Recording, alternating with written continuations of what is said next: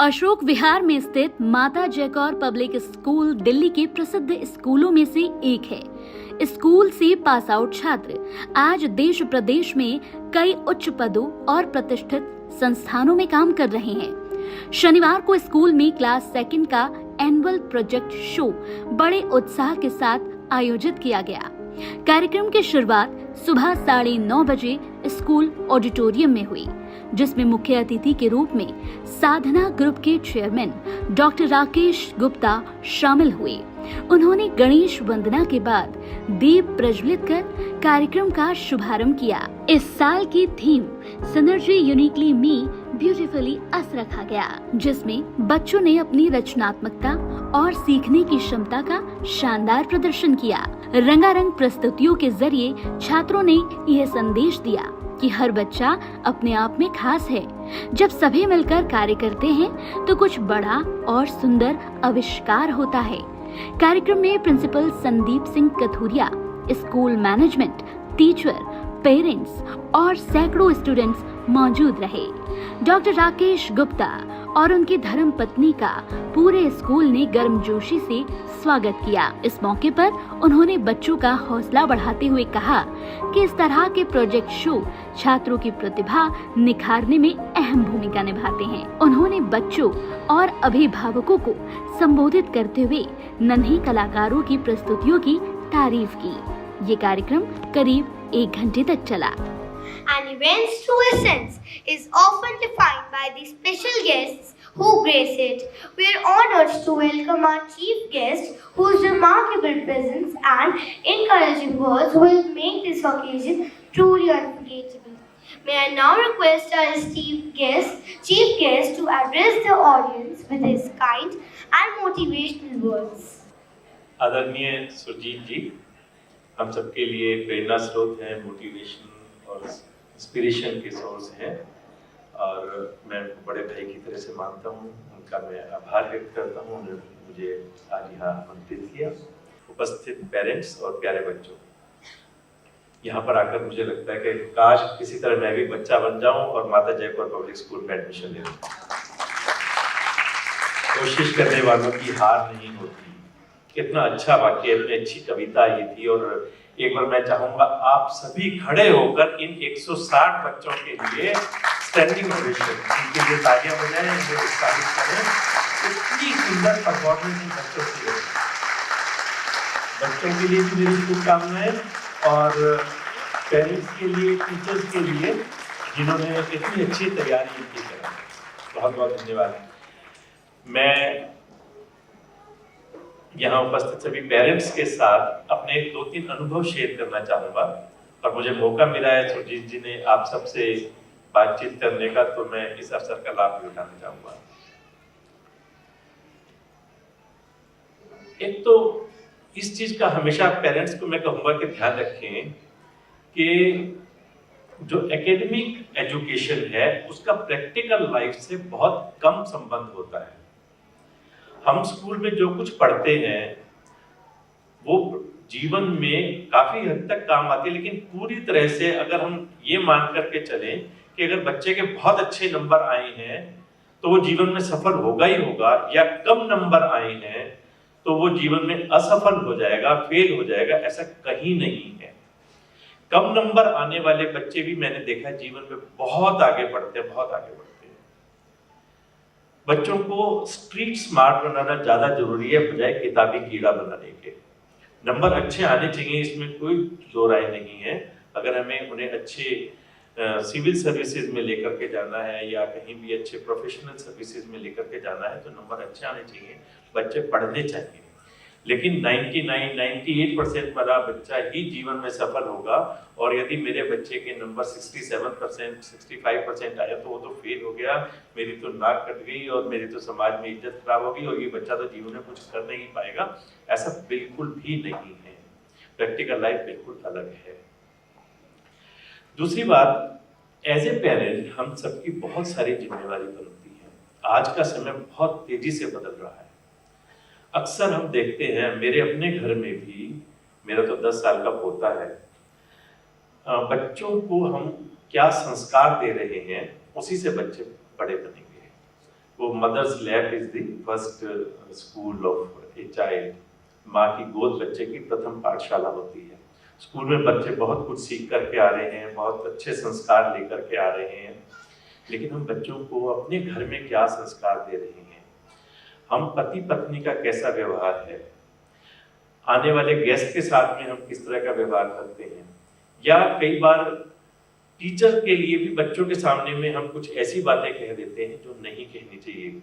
मान लो टीचर ने किसी वजह से धमका दिया, बच्चे को कुछ कहा, हालांकि आजकल तो ऐसा होता ही नहीं है, लेकिन फिर भी अगर कह दिया और बच्चे ने माता पिता के सामने शिकायत लगा दी, तो हम भी उसकी सुर में सुर मिला करके कुछ ना कुछ बोलना शुरू कर देते हैं। लेकिन उससे हमें बचना चाहिए। बच्चों को यदि हम अच्छे संस्कार देंगे तभी बच्चे अच्छे नागरिक बन सकेंगे। मुझे ध्यान है जब हम छोटे थे तो हमारे पिताजी हमें पंचतंत्र की कहानियां, लोक कथाएं, जातक कथाएं, इस तरह की पुस्तकें लाकर देते थे और उसे हम पढ़ते थे तो एक अच्छे संस्कार मिले। लेकिन आजकल बच्चे खाना नहीं खा रहे हैं तो माता पिता अक्सर क्या करते हैं, मोबाइल लिया, उसमें वो कौन सी स्टोरीज होती हैं, पेपा पिग और वो उस तरह की वो लगा दी और बच्चे ने खाना शुरू कर दिया। बच्चे का ध्यान पूरी तरह से उस फिल्म पर है और उसको ये पता ही नहीं है कि उसके मुंह में माँ क्या खाना डाल रही है, और बच्चा बस वो खाता रहेगा और फिल्म देखता रहेगा। उसका साइंटिफिकली भी देखें तो कितना गलत असर पड़ता है कि जो हमारे जो एंजाइम्स हमारे बॉडी से सीक्रेट होने चाहिए वो नहीं होते हैं और खाना ऐसे ही चला जाता है। ये सब छोटी छोटी सी चीजें हैं जो कि हमारे बच्चों के स्वास्थ्य को भी प्रभावित करती हैं और उससे ज्यादा उनके मन पर असर डालती हैं। बच्चे जिस तरह के प्रोग्राम देखते हैं, आजकल तो मोबाइल इतना कॉमन हो गया है और उससे भी आगे बढ़ करके एआई का जमाना आ गया है। मोबाइल पे बच्चे जो कुछ देख रहे हैं वही सीख रहे हैं। यदि हम अपने बच्चों से पूछें, जरा गुरु गोविंद सिंह 10वें गुरु थे, उनके 2 बच्चे थे, उनके जरा नाम बताएं जरा क्या थे जो दीवारों में चिन्हवाए गए। तो मुझे नहीं लगता कि, हालांकि आपका क्योंकि स्कूल इस तरह का तो हो सकता है बच्चों को पता हो, यहाँ पर बताया गया होगा, लेकिन इन जनरल यदि बच्चों से पूछा जाए कि कितने बड़ा त्याग किया था उन 2 बच्चों ने, नहीं पता होगा। मुझे ध्यान है हमारे पिताजी ने एक उस टाइम में वो पूछते थे, बताओ गुरु गोविंद सिंह 10वें गुरु थे, उनके 2 बच्चे के क्या नाम थे? तो उन्होंने याद कराया हमें, जोरावर और फतेह सिंह। उन्होंने हमें वो कविता याद कराई, जोरावर जोर से बोला, फतेह सिंह शोर से बोला, रखो ईंटें चुनो गारे, चुनो दीवार हत्यारे, हमारी सांस बोलेगी, हमारी लाश बोलेगी, ये दीवार बोलेगी, 1000 बार बोलेगी, श्री गुरु ग्रंथ की जय हो, हमारे देश की जय हो, हमारे पंथ की जय हो। ये उन्होंने उस समय हमें बचपन में याद कराई ये कविताएं, और जिसके कारण से एक शौर्य का और वीरता का और उस तरह के संस्कार मिलने शुरू हुए। लेकिन आजकल मोबाइल में जैसा कुछ सीखते हैं छोटे छोटे बच्चे, बहुत कुछ सीख रहे हैं। और अभी पिछले दिनों तो एक वो गेम चली थी, ब्लू वेल्स शायद नाम था, वो उसको फॉलो करना शुरू किया और कितने बच्चों ने आत्महत्या की। अभी परसों मैं न्यूज पढ़ रहा था, एआई का जमाना है, एआई में एक बच्चे ने उसमें क्वेश्चन डाला, मुझे आत्महत्या करनी, मैं कैसे करूं?